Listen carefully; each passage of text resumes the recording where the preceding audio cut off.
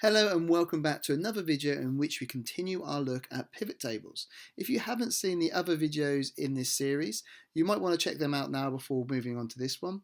They include creating your first pivot table and how to get the summary totals you see on the screen now.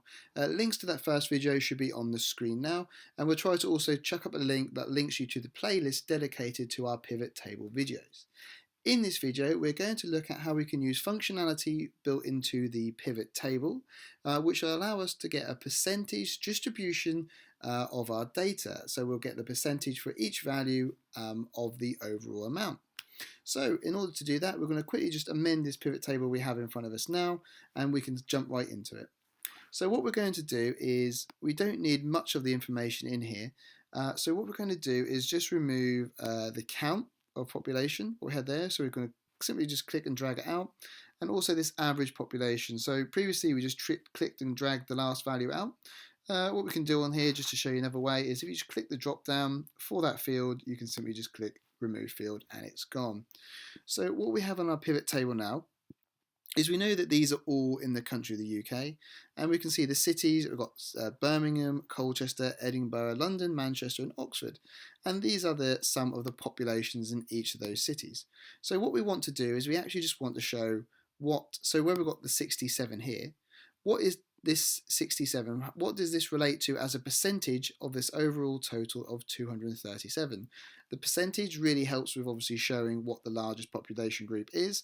Obviously it's normally quite visual with the numbers, as we can see that 67 is the largest here, but the percentage does always help give us that clearer indication of the share of how that population is broken down.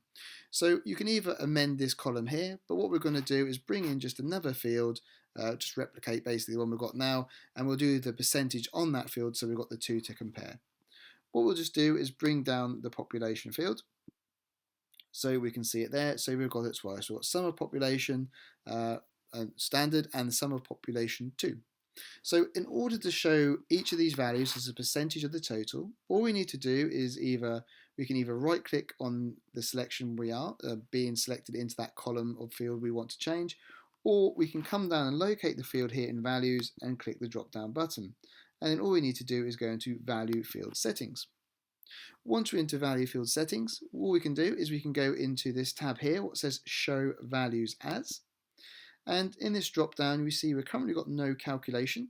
What we want to do is click our drop down and navigate to the next option here, what is percentage of grand total. If we select that and then select OK, you can see that our value has now updated to show what the sum of population is in relation to the overall total.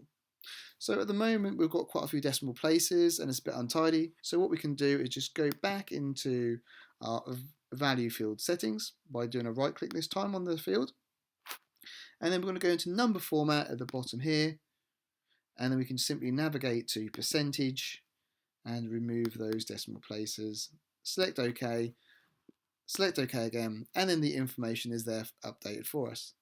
Alternatively, if you had information that was going horizontally, we could also do that as well.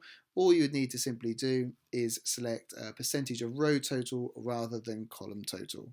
If you'd like to see that in a separate video, do let us know in the comments below, along with any questions that you might have. As always, links to our Facebook and our website are in the description for this video, so reach out to us there and ask us any questions that you may have. If you haven't done already, please make sure you hit that subscribe button and hit that bell notification button so you are notified of every time YouTube receives one of our new videos. And if you enjoyed this video and you learned something new, please do give the video a like. It is greatly appreciated. If we don't speak to you before, we shall see you in the next video.